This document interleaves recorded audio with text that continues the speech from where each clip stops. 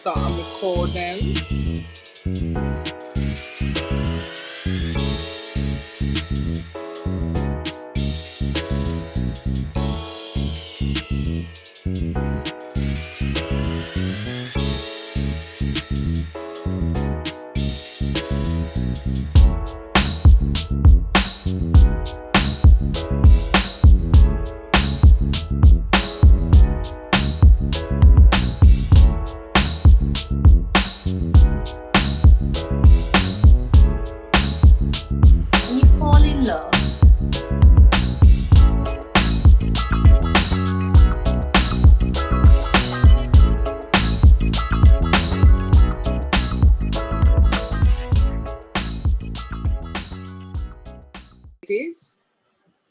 How you doing? How you been?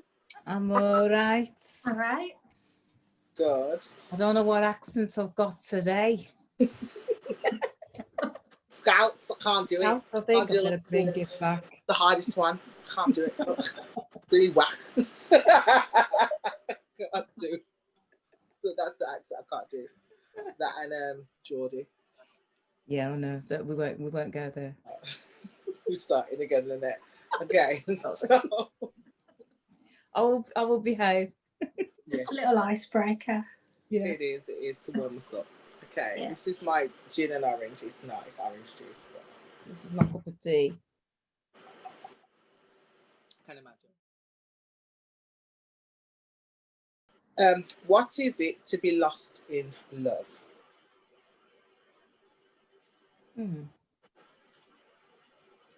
I don't know. Cat? I love how Cat talks because she starts it and then it's like, yeah. Okay, I'll start it. I think being lost in love, when you fall in love, there is a profound moment that you just end up becoming at the mercy of it almost. Because it's quite a precarious state to be in, isn't it? So you don't really, I've always found that there's a point that you don't really know where you're at and you don't know where you're going to land, because eventually you do kind of hit the earth again, but there's this moment or moments where you're quite swept up in it, and depending how long that lasts, that can really knock you off your feet, I think, and that can be in a good way and in a not so good way as well. Yeah. I'm trying to think if I've ever really experienced it, to be honest. Like being lost in love. Being lost in love. I don't think. I'm trying to think, and I'm not sure if I ever really have. I think at the time, I mean, with the two, as I would class serious relationships, they were. I knew within days I shouldn't be with them, but I stayed for like 7 years with the one and 10 with the other. Yeah, I knew within days that I shouldn't be with them. So I think I'm about lost in love. I think I lost my mind. So isn't, on reflection, isn't that being lost in love? Because I mean, well, how I just described it wouldn't necessarily be the same for everyone, but what you've just described to me, I would say, if I was going to put a little name to that, maybe that's it. What made you feel that you shouldn't be there? Is it the idea of love and what you thought love should be? I think it's because I thought I could change them. Within it was very, very soon within both relationships that I knew that something wasn't right. And I think that I thought, oh, but no, they love me, so I've got to continue on this path and see what happens. Just check, someone's got something in the background, I think. I'm not sure. Can you hear it? Oh, yeah. okay. Oh, okay, sorry. Is it still there? No, it's gone. I think it's Vanessa. Yeah, sorry. Yeah, so I don't know whether what I just think I lost my mind, and I fell in love with the idea of love, and they said the right things at that time that I needed to hear, and I thought, and I just threw myself in and thought yes, yes, yes, but then I soon realised that it wasn't what it should have been. But I'm a people pleaser, so I thought, well, I can't turn around now and say I'm not actually in love, and I don't even know whether I like you. But because I sort of committed myself in my head, I felt like I'd committed myself. So I had to continue. That's how I worked it. I literally thought, okay, I know I shouldn't be with you, but I'm going to continue, because it's not nice of me to suddenly turn around and say, I don't actually like you, you know. When you've not really done anything to make me feel that I shouldn't like you, but there was something, my gut told me that there's something not right with this person. They soon revealed who they were, but at the time it was like I should have listened to my gut and then just said, no, we'll call this a day now. But I didn't. I carried on. Carried on. I think you do see like glimpses of what like for me, I saw glimpses of things and didn't you know, the outweigh, you outweigh, actually this outweighs that. It's only one little thing, you know, when you have to compromise in a relationship, you think, oh well, it's not a bad thing, it's not a big deal, I can live with that. And then you realize that actually it's something that you can't live with until you get to a certain age and realize that no, I can't live with that selfishness, no, I can't live with certain things that I could live with when I was 22. And I think that could be maturing, but also yourself, respecting yourself more. You understand who you are as a person.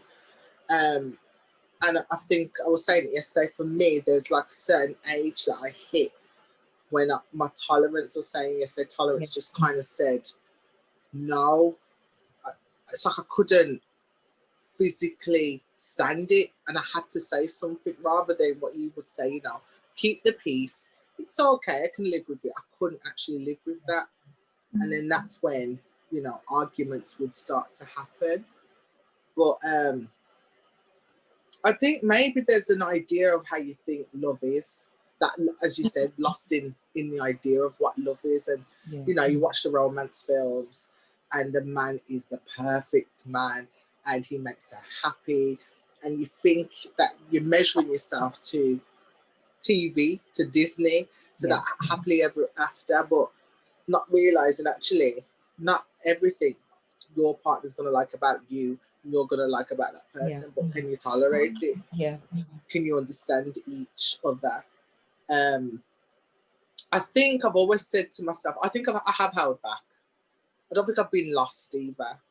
And I think that's because maybe there's a fear of being completely lost in love. What does that actually feel like? And you know, you kind of both touched upon it. Are you, you said lost your mind kind of thing. Is that another form of losing yourself completely to someone and actually not knowing who you are? Because you've just lost, like, this is love, I'm gonna love. How do you show that much love to one person? And then how much do you keep for yourself? So I think that's why I've always held back or been called a bit cold.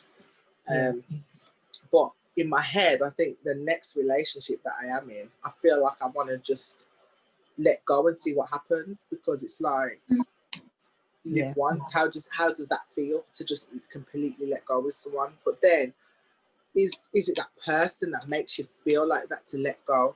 Yeah, definitely. Because like my current relationship, he would say that I was that I held back. He had some brick walls to smash down. Do you know what I mean? But I didn't think that. But as the relationship progressed, then I felt like, oh, this feels good, this feels nice, oh, is this how it's supposed to feel?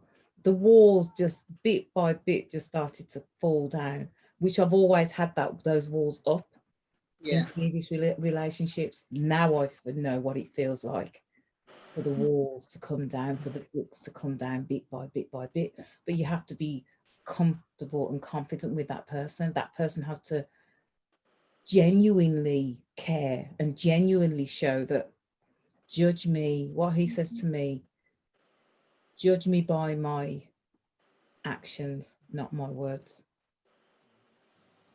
Because words are cheap. I can say, I love you.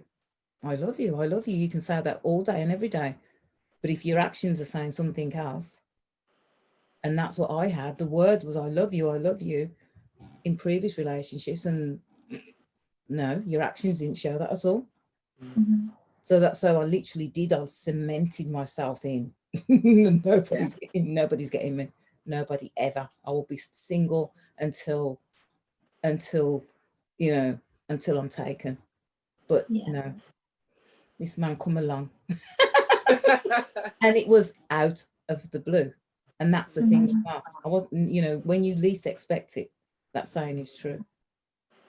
That's true of my first relationship, and I think that's why I describe, you know, for me, I did feel lost because I didn't know anything else.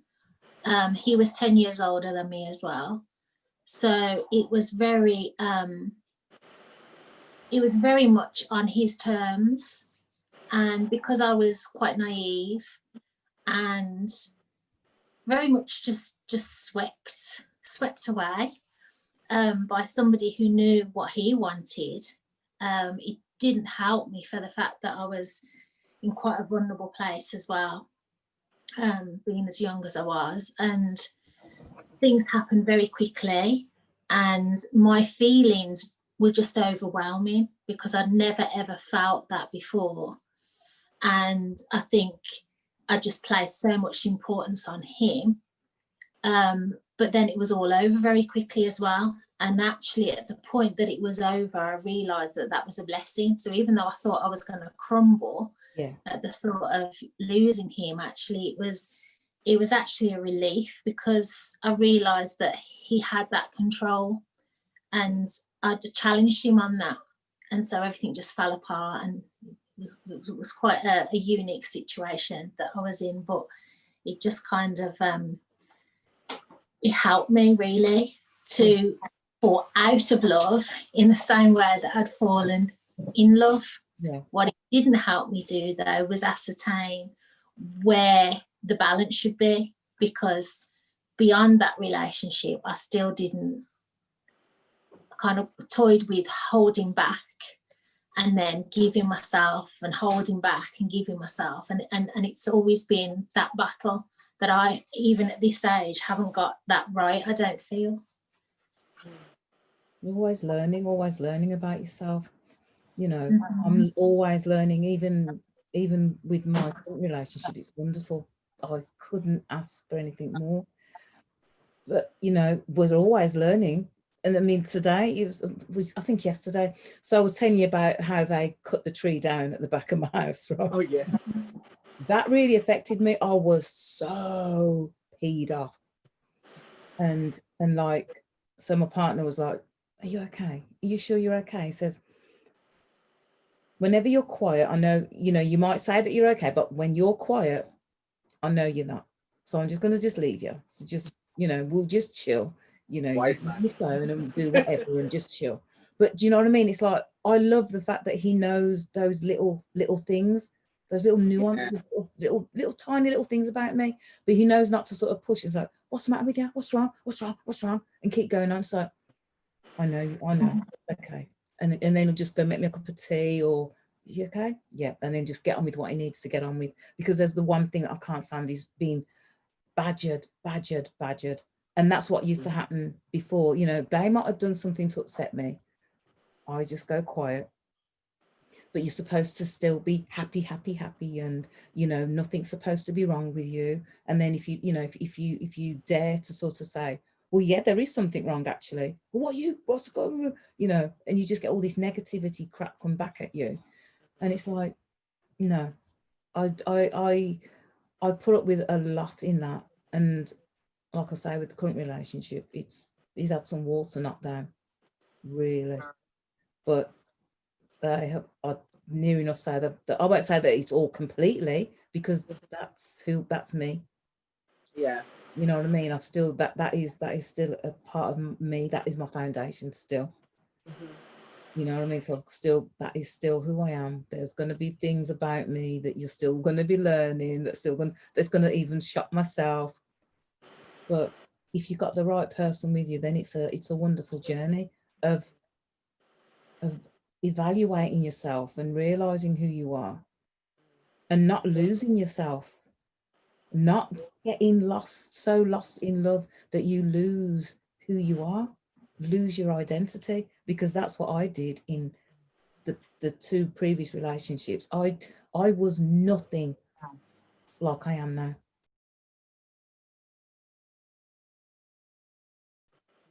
Nothing. I had completely lost myself, my identity. I didn't know who I was. I literally had my head in the sand. Literally, don't nobody talk to me, you know, especially if you're a man, don't talk to me. Yeah. Do you know what I mean? Yeah. I learned to keep my head down, and especially in the company of like of other men. And then when you're with somebody else and it's like, well, you know, God, do you see that person? Or I'm just not used to being free within a relationship, to be myself. So this, I mean, you know, it's like, wow, all the times when you think that you were lost in love, but I wasn't. And it's like you said, Marlene, as you get older, you just learn so much more, and not, you know, you don't tolerate rubbish anymore. That's the thing that I love, is that I'm older and wiser.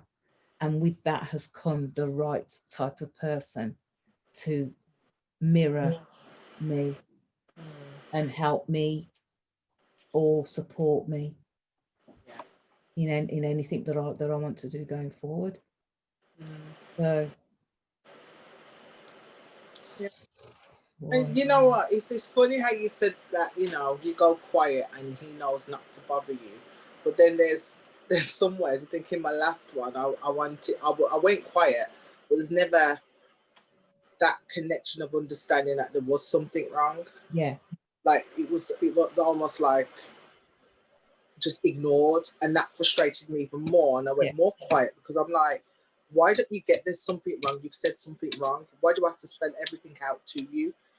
So I think I'm a little bit in the opposite, where it's like, I feel like I know when, you know, that person, something's not right. Yeah. And you ask them, you go, okay, exactly that thing. And you go, okay, this is not the time to talk. So I feel like there's that kind of connection where you should understand each other. Yes. And know that when I'm good, I'm good. And you know that I'm good. But when I'm feeling low, or if something's, you know, hurt me or whatever, you should also feel that as well. Yeah, so exactly. I think for me, I want that kind of connection where they can understand. It's wonderful. Yeah. And there was none of that at all. It's like, why don't you get it? Yeah. I've been there. I had that. And yeah, it's sometimes I think, you know, it's like because I'm now experiencing all these positive things, I sometimes think, is it real? Because he'll even say, said, I look at you sometimes and you it seems like you question, is this real? Because you said you'll have this like look on your face, you'll be looking at me like your head's off, like, is it real? Like a sort of questioning. And see, that's the thing, now that you're in that kind of relationship that feels much better, much more in sync with you, is it scary? And I think I'll throw it out to anyone else. Would you be scared that actually these walls have come down and I'm left wide open? Is this a scary thing, or is it, you know what? let's do this? I think it's a bit of both. It's a bit of both. It is scary and it's exciting, and it's scary, it's exciting. It's like, I don't give a damn, I'm just going to give it all. But then there's a little bit that says, oh, please, you know. But I think I'm at a point where it's like, you better not hurt me, you know. See, now that's the thing, in it. It's like, well, geez, like, yeah.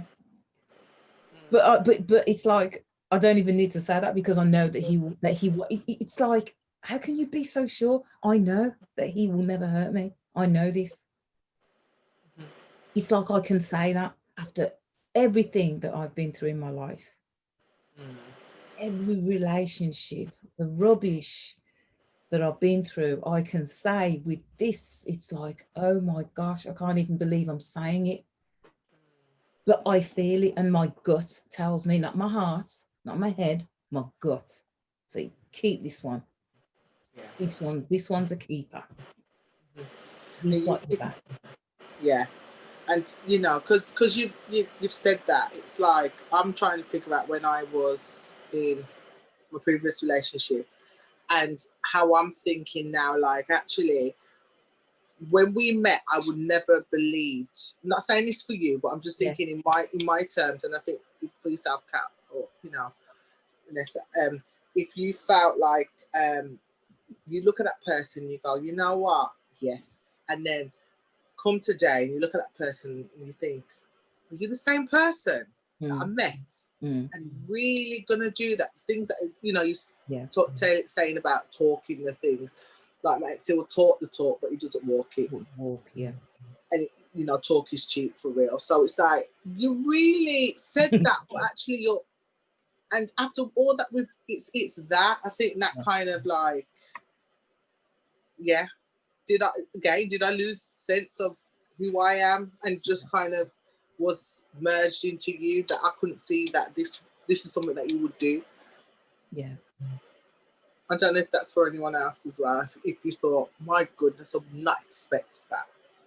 Yeah. Yeah. 100%. Yeah. I mean, going back to that scary moment, for me now, being single, I am more scared now to actually go into another relationship. Yeah. It's that thing of just like, you put all your time and your energy into someone that you've been with for so long, or you may have dated for someone for like a couple of months, and then it doesn't work out, and then you've got to do the same sort of thing all over again. So for me, it's like, I think I'm in that stage where you want to be with someone, but then I don't want to be with someone. Yeah. So that's my scary moment, because it's like, well, I've let my guard down before.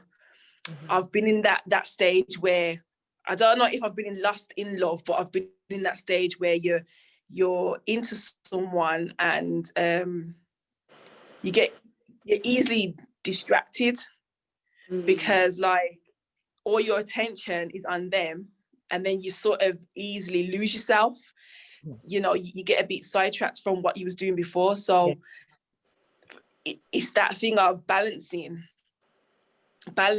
like your time, his time, our time, and not being easily distracted. But there is an element of that scariness. Well, for me anyway. Yeah, absolutely. No, I hear you. It is because you're like, you hear your friends and what they're going through sometimes, and you're thinking, oh God.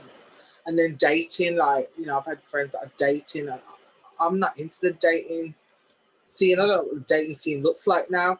And it's like, oh, go on this. No. I'm not swiping right or left for no man. For nobody. I don't want to swipe. I'm just like, I like that kind of natural chemistry. Yes, exactly. So for me, that's terrifying that they're going to watch you and just swipe. I'm like, nah. The amount of people that said, why don't you go on Tinder or no. .com or But you know what? To be fair, I went on Tinder last year and I actually did meet someone that I feel was my my match. Like we really did connect. So I feel like you can get someone that you will match with. But then I think for me to go on dating a second time around, like to go on online dates, I just can't be bothered. Oh, I can't be bothered. Like, yeah, it's a lot. It is a lot to just kind of think about. Yeah, and I don't think putting your hope into one person, and you just want to have a conversation, and it's okay, and it feels like that, rather than forcing it. Because listen, if I've got to force a conversation, I chat as it is. So if we're not talking, I'm gone. Yeah, I'm gonna be like, check please. That means there's nothing there. Yeah.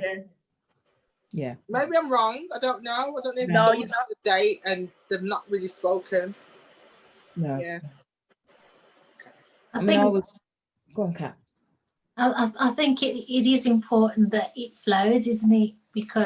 And that's why I have dabbled a little bit with the online, but found it quite unsettling. I just wasn't ever comfortable. And then as conversations start to happen via message, I just felt it was fraudulent. I didn't feel like I was being myself in that situation. I don't actually have a problem when I meet people. I get on very well with people. I find that I frequently have a spark as well, which I don't always think is in my own best interests. So I think the idea of online dating for me is just really alien, and I have been open to it, but I just found it really unnatural. And yeah, I think I'd rather take my chances one-to-one in the real world rather than online. Yeah. Well, it'd be all this now, wouldn't it? You'd just say like, honestly, is that part when you're talking. But then I think the masks are actually, there's something strange I've noticed with men, these, especially since the second lockdown. It's like they're worried, and when they see us in our masks, they don't really know how to approach us. That's what I'm finding. Whether it's like we're off limits, aren't we? So yeah. I can't see what the bottom half look like. It's like, yeah. It's all eye play now, isn't it? It is, yeah. So you just, if you catch someone's eye, because that's all they can see, especially if they're, but I found men to be quite nervous these past few weeks. I don't know why that is. And I just feel that, they've been displaced a little bit. I mean, I could be totally wrong here, but it just feels like that when I've encountered people out and about. But also as well, I'm not wanting it, so I'm very closed at the moment. So I think sometimes when you're in that place, you're more aware of how other people are responding, aren't you? I haven't a clue if someone was flirting or what. I've said that in the past. I wouldn't have a clue. I wouldn't have a clue. I'm like, carry on talking. I mean, I was single since like 2011, so I dabbled, whatever you'd call it, but nothing serious. But I got to a point where things were going really well in my life, like with my singing and everything, and doing a bit of acting and meeting you guys, and it was like I've been single for a long time now. Everything's going well. I've found myself again, and I know that I'm ready now. I'm ready to meet somebody. And I just literally sort of thought that, and then the next thing, I just passed my partner at the conservatoire, and that was it. Just literally just passed, and that was it. That was it. It's just a look. Just a look. That was it. And like nearly 14 months later.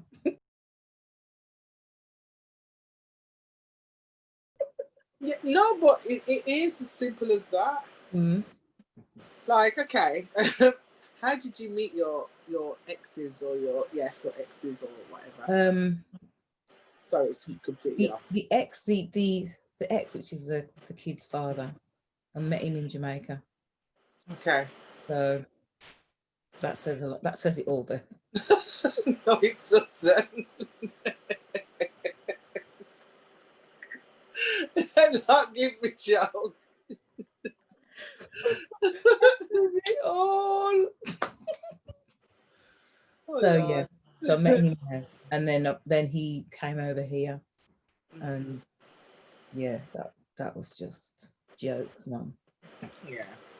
But out of that union, I will never sort of say anything bad, because you know there was some things that were good about him. But in love, yeah. That's the thing, isn't it? That's the thing.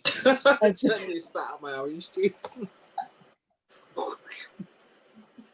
But out of that union, I had my 2 wonderful, precious children.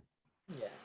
And for that, I'll be forever grateful, because that is the reason why he came into my life, was for me to have those 2 wonderful boys, because it was only boys I wanted. And that was it. Thank you very much. And good night. Yeah. Then the next one, was in a band. I joined a band, and he was the bass player in that band. And oh my God, jealous wasn't even the word. Now I saw the jealousy in the beginning, because he was way worse than the kid's dad. But because I really wanted to be in the music, I'd lost all my weight, and I felt really good about myself, and I thought, you know, he's saying all the right things. I'm getting to know who he is, and it seems okay, but there's little things of jealousy that I'm seeing, and still I just, because I was in that arena, it's like, so now that me and you are getting friendly, do I mess up the chance of being and continue with this band, or do I see whether the 2 worlds can work together?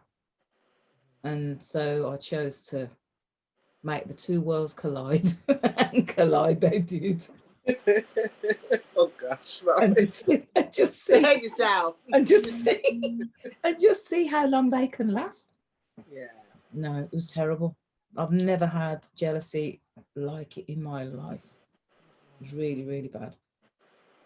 Wow. But, and I don't know why I stayed as long as I did, but I always say it's for a reason, and I felt that I learned things from the kid's dad. I learned a lot. But it was as if the universe was saying, but you've not learnt enough, so I'm going to throw you this one into the mix and see how you handle this, because this is going to be the biggest thing that you face, and it's jealousy. Absolute massive jealousy. And I had that turmoil. You can imagine you're singing and your partner's on stage, and he thinks that all the guys are looking at you, and I'm the one that's encouraging it. Yeah, I'm just singing. And then you get that beaten into your head, not physically, or sometimes. Yeah. You know, that literally day in, day out. And he taught me, it was like, I know now what I will never accept, ever again. So through him, I learned about how really, really bad jealousy can be, how really, really bad control can be, how really bad, it's like gaslighting, coercive control. In him, I had everything. Everything. And I learned that I will never, ever, once I sort of got my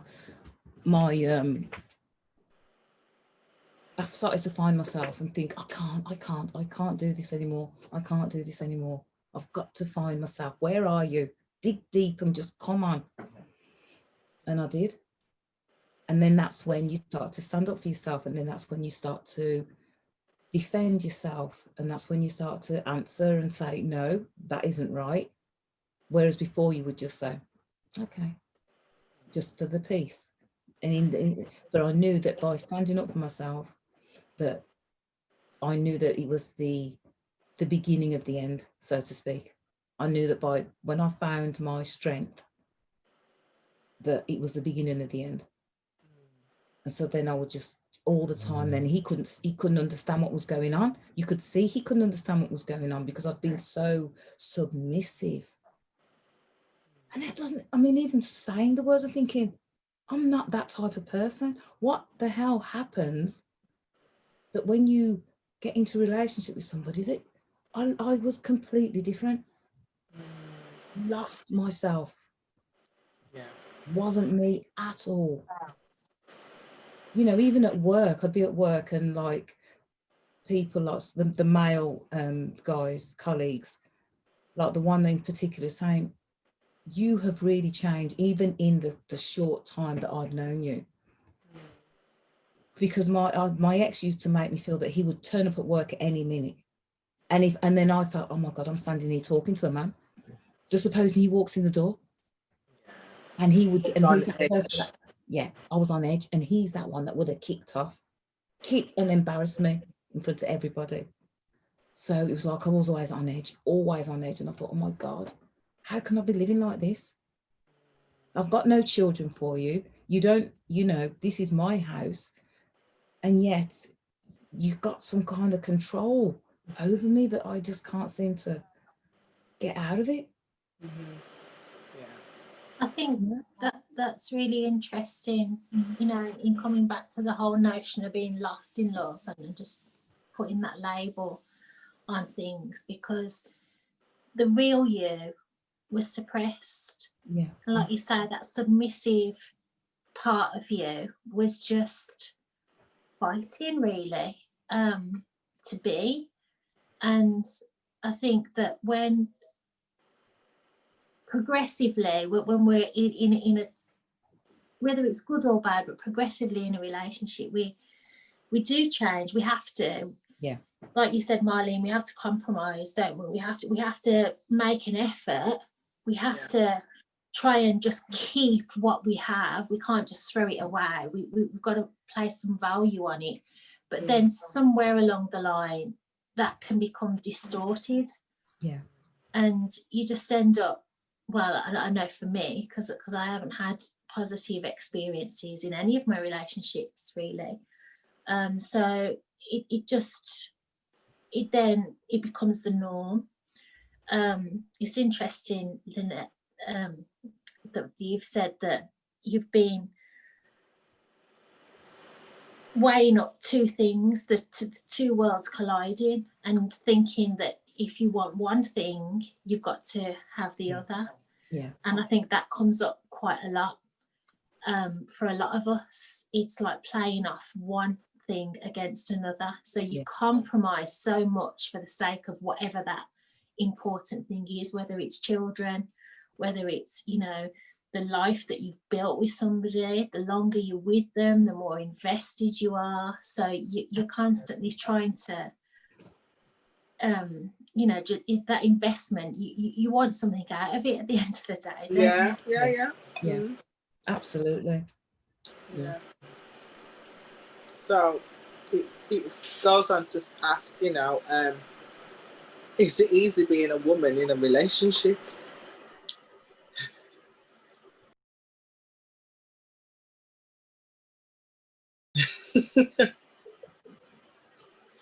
Is it easy? Thank you. Who said that? It's me. Sorry. I think, do you know what? For me, everything's about balance. Yes. And I just feel like if you've got someone that meets you on your level and has the ability to take you higher, then I feel like it can make the relationship better, but then it will also make you feel better, like as a woman, because as I said, like when you have a partner, some things are a little bit easier.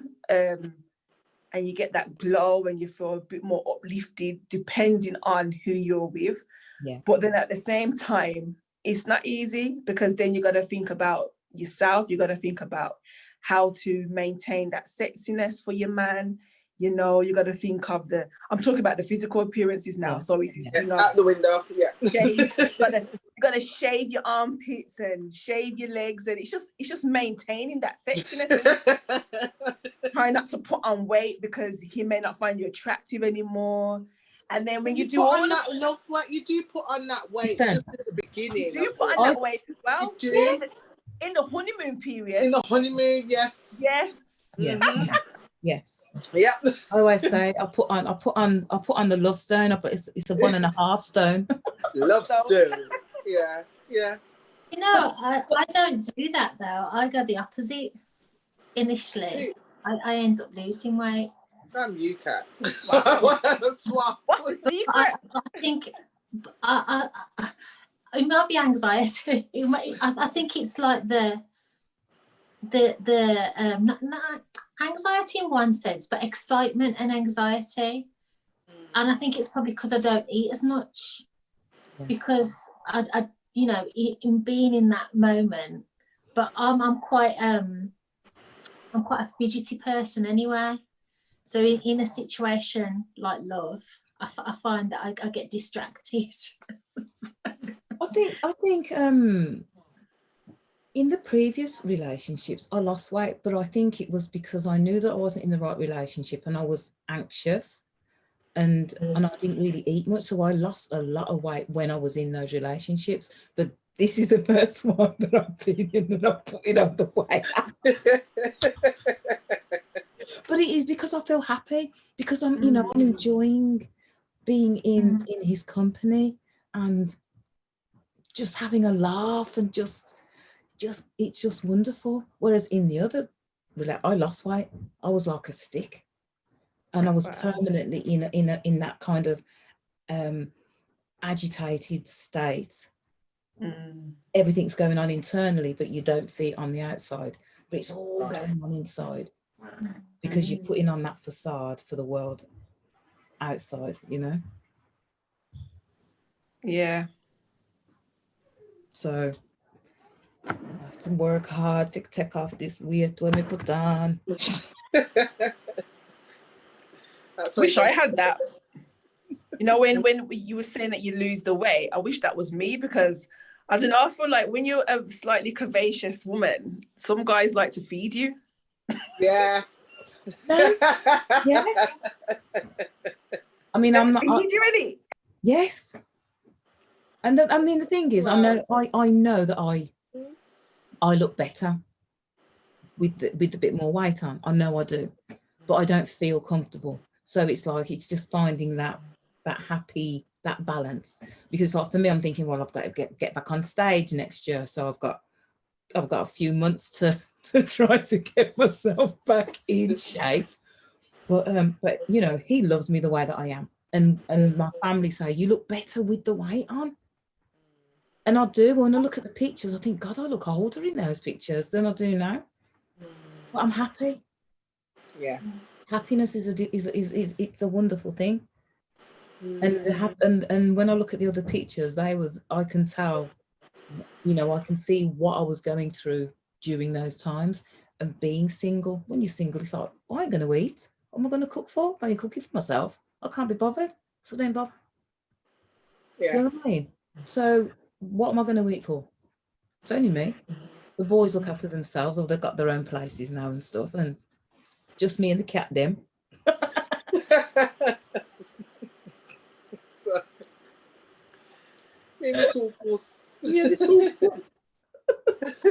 So I, you know, I didn't even think about, you know, that I was hitting the gym all the time, but now it's like, my gosh, I'm grabbing my tires and even grabbing these tires from time.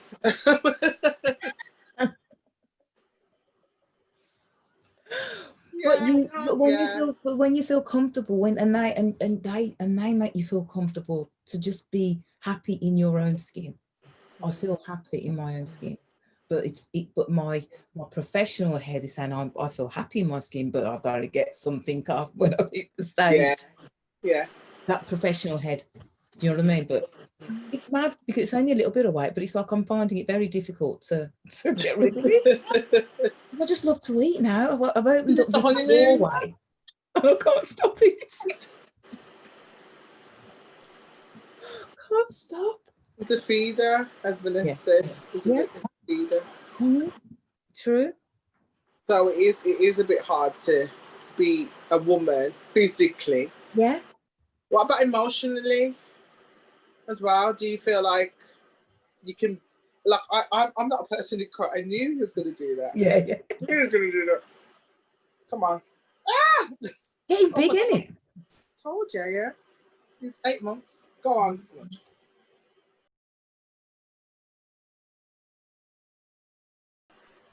You know, for us who are single, and for yourself actually, do you feel like you need to just be yourself emotionally? Like, I don't cry in front of anyone. I don't really cry in front of people. I'm not a crier. Yeah. This year probably is a different story, but I'm not a person who'll be like, you know, I don't think any of my exes see, well, probably, yeah, he saw me cry a few times, but I'm not a person who'll just cry. Yeah. So, like, kind of being, you know, emotionally comfortable in a relationship. Is that a hard thing for women? I don't know, because, like, as I said, I'm quite. I never. Go on, Kat. Sorry. No, you started. I never used to be. I used to be quite hard, and it's not a good thing. But like now, I feel that if I want to, I can be watching something, and the tears are just rolling down. I'm thinking, what's going on? What are these? I never knew I bled from the eyes. What is this? Yeah. But I am more in touch with my emotions now, and it feels good. It feels good. It feels like another door has opened. And I feel at peace. I feel at one with myself now. All those emotions I'm touching into, and it's a funny thing because it look what happened with when we was doing the Superwoman video. Yes, yeah. Just literally, it's like, oh my gosh. But even when I'd finished, when I wasn't in those previous relationships, when I was single, I started to feel that I needed to be real, be me. If you feel like you want to cry, then cry, you know. And I think the first time that I properly cried was remember when we did Rosa Parks, and I had to be Reese. Yeah. Then, do you remember? Yeah. God. Yeah. That was when I really touched into my emotion of being a woman and being in a relationship, and now feeling that if I want to cry, I can cry, and there's nothing wrong with it. It's empowering. Do you know what I mean? Not hiding how I feel, not putting on a brave face for things. If I want to cry, I'll cry. And I feel good about that. So I'm empowered now. Whereas before, you know, it's been years. It's like just emotionally, the vat was shut. Yeah. Even in those relationships, I think I only cried like at the end when it's like, I've been through all this for all these years, and now. Yeah. Do you know what I mean? I've waited all these years. That's when I cried at the end. Yeah. Kat, what was she gonna say as well? I think what's been difficult in my relationships by way of the emotion is because I've been dealing with stuff on my own, and the weight of that has just got too much. So I've just ended up spilling over, and I've always felt that that's made me more vulnerable, particularly my last relationship, because hormones play a big part. Pregnancy as well, unfortunately, just messes with your emotions because hormonally you're all over the place. So pregnancy hormones plus natural disappointed responses to certain situations. I just felt, particularly towards the end, I was just crying and crying. There was no support, there was no empathy, there was no understanding, and I think that it actually was quite bewildering, and it was bewildering for me because I just knew I wanted to rein it in, but I couldn't, because it was just like floodgates had opened. And I think particularly because it was driven by hormones and, you know, as I say, pregnancy hormones particularly, it was just out of my control. So expecting somebody else to comfort or to manage or support, actually, I suppose I did feel that it would be too much anyway. And then I just wanted to run from my emotions, run from him, run from everything. And, you know, it kind of, I suppose, was a catalyst really for the relationship to come to its conclusion.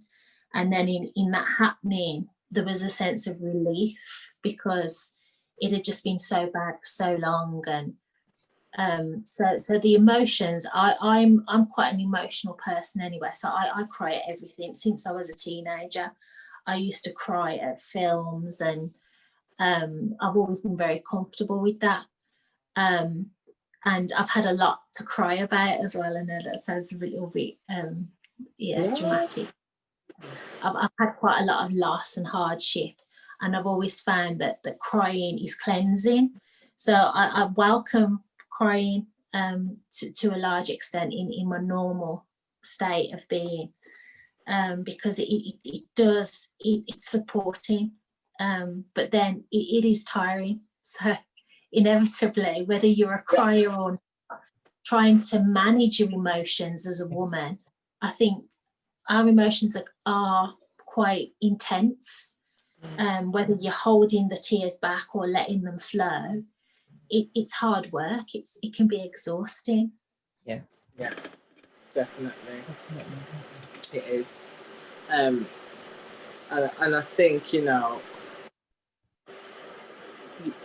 having something to cry about in terms of, like, I think for this year, for me, it's like that. Like, I've been able to just, like, I'm not fighting the tears no more. Just let it drop. It's dropping, and let it go. And it is very cleansing. And, you know, I think the last couple of months when I was kind of going through that purging stage and loss, you know, the whole thing of relationships ending, is it not regretting it, but is it a good thing? Is it a bad thing in terms of your experiences? Are you crying because of the loss of the relationship, or are you crying because something good had ended, or you crying because of relief? Do you know what I mean? It's that, thank goodness I can kind of be free. So like separation of a relationship. What are your thoughts on that? Well, go on, Pat. Go on. I was gonna say, because I've just recently broken up with my long term. For me, when I cry, I don't think it's relief. I think I tend to have this. It's like I relive certain experiences or certain situations, and it's like I go over it in my head, and sometimes I don't realize that I'm thinking about it, and then I just start crying, and it's like a build up of all these things that I didn't get to say or didn't get to think of in the relationship. And it's only when you break up you start thinking about those things. And I think what's different for me now is I don't feel like I need to cry, because I feel like whatever I felt before, I've sort of left it there. And now is what I'm feeling now is a whole new feeling. So I think there is sense of relief. I don't regret it. The only thing that I regret is that I wish things were different. Obviously it's not, but I just feel like sometimes I have to make that schedule to cry. Like it kind of feels like at least probably once a week or once every 2 weeks I have to cry. Yeah. You know, and I find, funny enough, the bathroom is my sanctuary. It is, you know. It is. Yeah. I agree. Cleansing. Yeah. And it hides. Yeah. It's good to cry. It is. Yeah, I think that was something actually that I actually began to utilize as a tool when I realized that, you know, emotions were kind of overwhelming me, and to be in the bath and cry was actually a safe space with my oils and my candles and just that kind of comfort to just be with myself as well. Because like outside of the bathroom and then dealing with someone else, putting on a brave face for kids or hiding back tears because, you know, you don't want to cause a fuss or whatever the reasons. But the bathroom, that solitude and that, you know, you are just completely with yourself. So, yeah. And I think there's something as well, because the water's washing you and then the tears are just washing over. Yeah. Definitely. I was reading something somewhere about exactly the same sort of thing today, about, you know, about women, you know, and how they release their tears, and the shower or the bath is the one area where, especially under the shower, where you can just cry and just let it go, and it does feel internally and externally cleansing. It's a wonderful, wonderful feeling. Yeah. I was trying to think when my relationships finished, how I felt. I think it was more, I didn't cry with the kids' dad, because that was like, just thank God, just get out. There's your black bags, go on. Sorry, I think I'd cried enough within that relationship that by the time it was finishing, it was just like, oh God, just get out. The other relationship with the musician, I cried, but it was like a relief. It was more relief, that it's like, oh God, thank God, it's over. It's now over. There was a hint of it wasn't even regret. I think there was regret, but regret for myself, that why did you put up with this for so long when you knew that this was going to be the outcome? And I cried to myself with regard to that, but not because of the relationship. It was just more, thank God it's over with. Regret, the tears of regret for myself that I let it go on for as long as I did, but tears of relief at the same time that it's finally done. And now I'm free to be me. So I think for me, it didn't hit me straight away. I think because I had a lot of loss in terms of people, like my mum dying and everything. So I think I was just in a numbing stage. So when my relationship came, you know, a year after, I was still in the numbing stage. And I think I had to live a few years just to kind of get my head around stuff and actually, recognize who I am again. And then, I think after that, I was just like, I think when things hit the fan and I realized that actually you've always been on your own, you're on your own, that realization, I think that's what triggered everything. And I think, yeah, it was just that cleansing, crying, I think mourning at the same time. So I don't think I was just crying for the relationship. I think I was crying for the sense of loss and losing things and not having control of anything at all at one point. So everything disappeared very quickly. And I think processing that and trying to process that was a hard thing to do. But as you were saying with the kids there, how do you try and keep sane and keep like you're okay without them knowing? Yeah. So it was a very kind of weird time for me. But after that, I think it was almost like I needed to just get through that, get all that off my chest, and then just start to just build and live again. Yeah. So yeah, as I said, crime wasn't a thing for me, but I think losing and loss and what was lost, and then realizing actually you didn't lose as much as you thought you lost in terms of it in the relationship. Yeah. You kind of go, hold on, well, and I think then the anger starts to come in. So it's not even tears of sadness, it's anger. I think for me, that was my main thing, was that angry of actually I wasted how many years when actually I could have given that to somebody else. Yeah. But yeah, I think the anger in a relationship and that frustration and not turning it into bitterness. Yeah. That was my thing that I had to keep breathing on and meditating on is, be better, not bitter. I keep saying that to myself constantly. Yeah. And then I think recognizing and realizing who you are as a woman, that you are all these qualities, and actually if they don't want that from you, then that's their problem, that's their business. Actually, you have enough for yourself and to give yourself.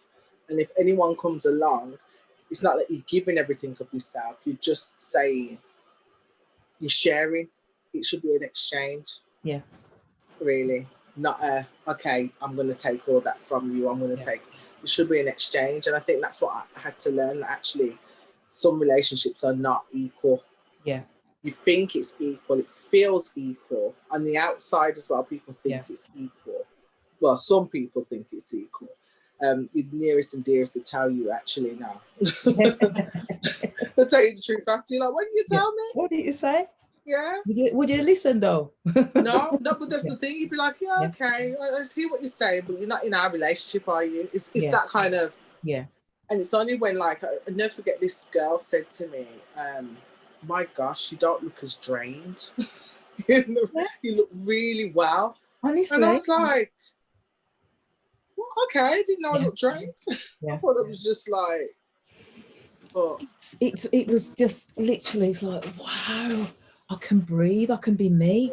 I can, and whereas I wouldn't go on holidays with him because there was just trauma. Men are looking, so it's like, let me be covered. I couldn't. So, the first thing I did was I went on holidays with my girlfriends, and it was brilliant. It was wonderful just to be free and just to be free. And I remember when on one of the holidays, it was all chatting and stuff, and I think I just burst into tears. And this is what you happened. I said, I'm really happy. I'm happy. I can honestly say I'm happy. Having my children was the happiest day of my life. But this was like, I'm happy. Yeah. I can't believe I'm fine for me. Yeah. Sense of like, just breathing, isn't it? Breathe. That's what I said, and breathe. Yeah. Definitely. But no, I think, as I said, this year has been fantastic year in terms of everything. No, it's been a very strange year, but a very blessed year. Yeah. And I'd like to say thank you to all of you guys for actually being part of my journey, especially this year, because I think I was, this project came at a time where I was just stepping out, just after the edge, and feeling myself again, to just kind of get back in. I think this is what we needed. Yes. We needed to do something creative. Yeah. In terms of where we were, you know, even if it's new relationship, if it's an old relationship. The fact is, it's all a new relationship within ourselves, because we're figuring out, okay, next chapter, who we are as women, how we're going to move forward, what's exciting that I'm learning about myself, what I can do for me. And then if someone does come along, then it's, you know, it's great that I can share, or they can, do you know what I mean? I'm not a case of, you know, I'm going to be single forever. Like, you know, that's it. No man, no nothing, done. I love love. I do. I love seeing people in relationships. I love seeing love and happiness. And I even, you know, when people are in love with themselves, and not to the extent where they're kind of big-headed and they're like, oh my God, look at me, the ego. Yeah. It's that kind of genuinely comfortable love. And that for me is like, I'll just hug myself. That kind of thing. But what they say though, you have to love yourself before you can love anybody else. Yes, exactly that. Yeah. Exactly that. So and I think with that rounds up everything, you know. In the quoting RuPaul, she says it all the time. If you can't love yourself, how the hell are you gonna love somebody? Amen. Amen. And it's true. It is true. I've always said that. How can you love anybody else if you can't love yourself first and foremost? And I know going into those other relationships, I did not love myself. Why would I put myself through all that trauma? Yeah. So the challenge is now, be lost in love with yourself. Yes. That's what I'm gonna leave you with. Yes. That's a good one. Have a date. That's a good one. Yeah, lost in love with yourself. Go and date yourself. That's what I've done. Take yourself out. Buy yourself that outfit. Treat yourself. It's from the Go. My friends used to book a hotel to get away from the kids. I've done it. It's beautiful by yourself. Yeah. I'd recommend it, and just by yourself. And by yourself. I buy myself flowers. Yeah. Don't care. Never got flowers in a relationship. I can get flowers now. This is my But treat yourself. Yeah. What one last advice would you leave to women, to people who are in love, who are not in love? Just one.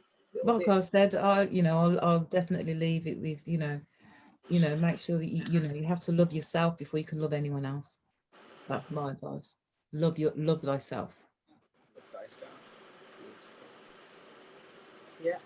I'm gonna go to Kat next, because I don't know why. I feel like you're looking at me. Looking at you. I think it's the same. I think loving yourself as well is knowing yourself. And I think we don't always have time to get to know ourselves. So that process of allowing yourself that priority, to be that priority, it's part of loving yourself, but it's quite an important aspect. And you can't be lost if you do end up meeting someone, if you already got a strong sense of who you are. Yes. Vanessa? I think if you're in a relationship, to just enjoy it and take your time. And that goes for if you're single as well, as everyone said, loving yourself. Enjoy your own time, enjoy your company, and just take your time with everything. It's not a rush. And there's no deadline. Because that's it. That's the other important thing. So what I always used to say to my friends, and that is like, you have to enjoy your own company. So like, love yourself before you can love anyone else, and also enjoy your own company. You have to enjoy your own company, because then you don't flick from one relationship into another. When one finishes, you jump going into a next one. That don't work. Enjoy your own you need to heal in between. Heal. And from that, knowing yourself, Heal. connecting to yourself, Yes. connecting, if you're, you know, whatever religion you are, spirituality, connect with yourself, connect with who you are, and then that connection will then connect to somebody that is for you, because your reflections of each other. So just knowing yourself, you see that person, you see yourself. So whatever you put out there, you will get back. Get back. Yeah. Yeah. Absolutely. I love that. I love that. All right then, ladies. So thank you very much. Thank It's been you. nice chatting to you. I'm not